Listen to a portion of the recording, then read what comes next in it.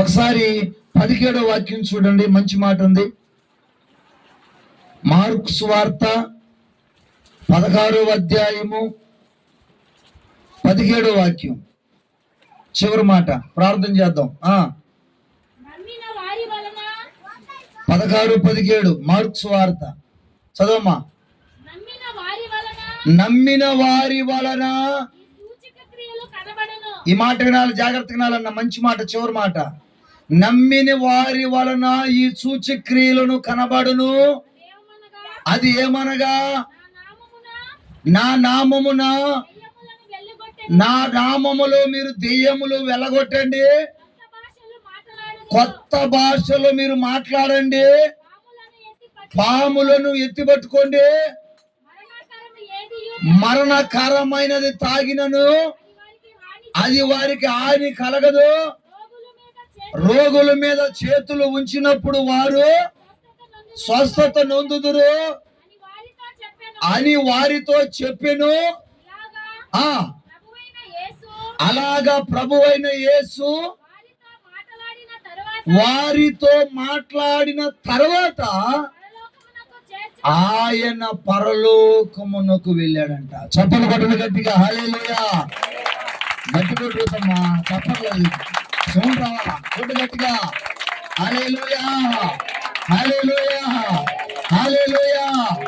అలాగా ఆయన వారితో చెప్పిన తర్వాత, విన్నారనా? అలాగా ఆయన వారితో చెప్పిన తర్వాత ఆయన పరలోకానికి వెళ్ళాడంట. ఇప్పుడు వెళ్ళేటప్పుడు ఏం చేశాడు? 1, ఆశీర్వదించి వెళ్ళాడు. 2, ఆయన శాంతిని ఇచ్చి వెళ్ళాడు. 3, ఆయన అధికారము ఇచ్చి వెళ్ళాడు. దెయ్యాలు ఎలగొట్టండి రా, ఎవరు అధికారం అది? మీరు చూడండి, మార్కు సువార్త త్వరగా తినమ్మా. మార్కు సువార్త 6వ అధ్యాయము 7వ వాక్యం త్వరగా. మార్కు సువార్త 6వ అధ్యాయం 7వ వాక్యం త్వరగా. ఆయన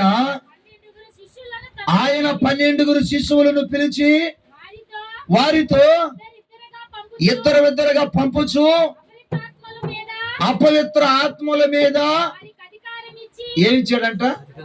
అపవిత్ర ఆత్మలు అంటే దెయ్యాలు వెలగొట్టండి, రోగులను బాగు చేయండి, కొత్త భాషలో మాట్లాడండి, నాగుబావులు ఎత్తుపట్టుకోండి, దెయ్యాలను తొక్కండి, చచ్చిపోయే శవాలను బతికించండి అని దేవుడు వాళ్ళకు చెప్పి అప్పుడు ఆయన ఏం చేశాడంట?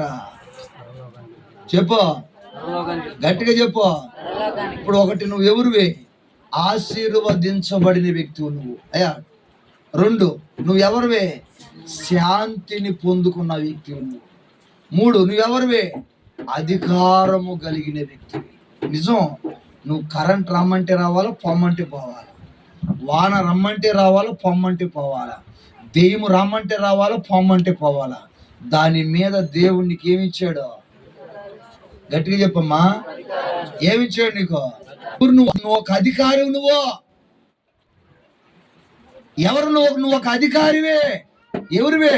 కొత్త భాషలో మాట్లాడే అధికారివి. ఈ మధ్య పాపం వాళ్ళ ముసలాకి అలా రాగలమ్మ, మనం ఆరాధన చేసేటప్పుడు ఆమె ఆత్మతో నింపబడి చప్పట్లు కొట్టి దేవుని చూసి కనపరుస్తుంది. అది మనలందరూ చూసేసి ఇప్పుడు అక్కడికి వచ్చేసి నీకు దెయ్యం ఉందే, నీకు దెయ్యం ఉందే, నీకు దెయ్యం ఉందే అని అవును బయట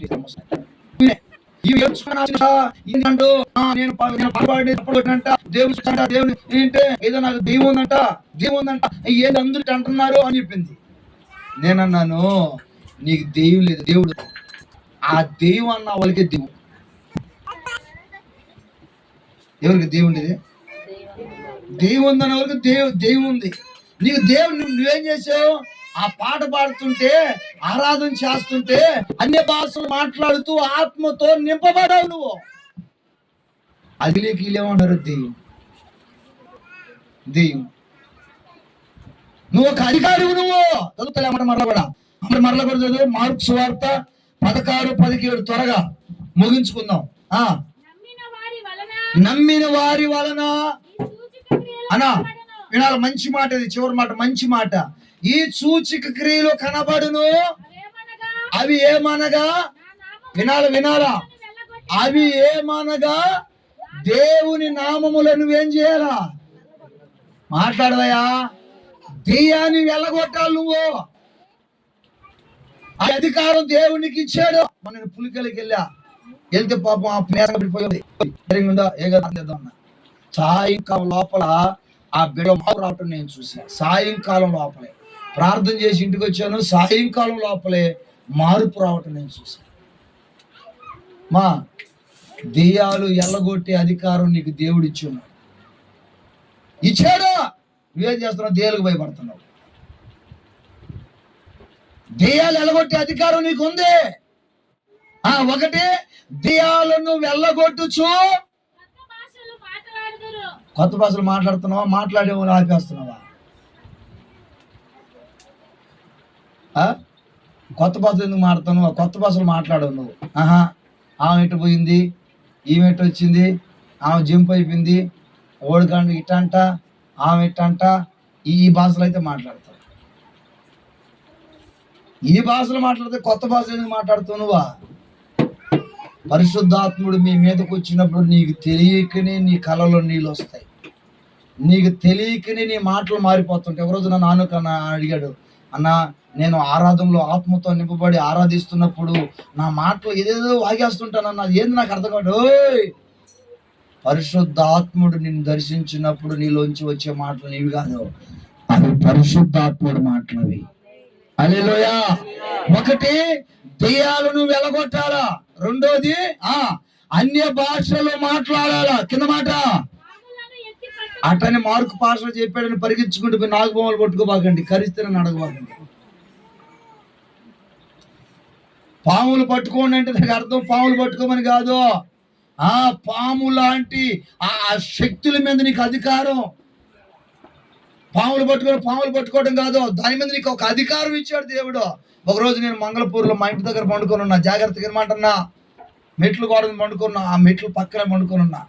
మా మరదలు ఒక చిన్న పాప ఉండేది. అప్పుడు పెళ్ళిగల మా మరదలకి ఆ మెట్లు బండ తగిలి చీకటిగా ఉంటే ఆ చీకట్లో అడుగు పెట్టి ఇంట్లోకి పోతుంది ఆ పాప. ఆ చీకట్లో అడుగు పెట్టగానే అమ్మా నడిచింది. ఎంట్రా అమ్మా నడిచి మంట నిలబట్ల ఎగిరి కింద పడుతుంది. సెల్ ఫోన్ లైట్ చూసి ఆడ ఏమీ లేదు. ఆ తర్వాత మెట్లు కింద, ఆ మెట్లుకి ఏమీ లేదు. మెట్లు పైన కదుంది. ఎంతలా మంటగా చిన్నది కాదు. నాకు అర్థమైంది ఈమెను కుట్టింది ఇదేనని చెప్పి దాని కింద వేసి 2 బాదులు చంపి ఆడ పక్కన బారేసి ఇప్పుడు ఆ పిల్ల మీద చేతులు ఉంచా. ప్రభువా, నాకు నీవు అధికారం ఇచ్చావు. ఎవరు నేను చెప్పమ్మా? ఏ అధికారి? పోలీసు అధికారిని కాదు, ఉద్యోగస్తుని కాదు, ఏ అధికారి కాదు. పాములను పట్టుకునే అధికారి నేను. అన్ని భాషలు మాట్లాడే అధికారి నేను. దెయ్యములను వెళ్ళగొట్టే అధికారి నేను. యేసు నామములో యేసును తగ్గిపోవాలి. ఆమేన్ అనగానే ఎట్టని చెప్పాను, బాగున్నాం అని. కాకిమ్మ కథలు కదా, ఎప్పుడన్నా వస్తుంది, మీరు అడగవలసింది అడగండి. మీరు పాములను ఎత్తి పట్టుకుందరు. మరణకరమైనది ఏదైనా మీరు ఒకవేళ తాగినప్పుడు అది వారికి హాని చేయదు. మీరు ఏ రోగుల మీద అయినా, అయ్యా వినండి, ఎలాంటి రోగుల మీద అయినా మీరు చేతులు ఉంచినప్పుడు, మీ చేతులు ఉంచినప్పుడు ఆ రోగి స్వస్థత నొందును అని వారితో చెప్పి, ఇలాగ ప్రభువైన యేసుక్రీస్తు అయ్యా వినాలా, వారితో మాట్లాడుచుండగా ఆయన పరలోకానికి వెళ్ళిపోయాడు.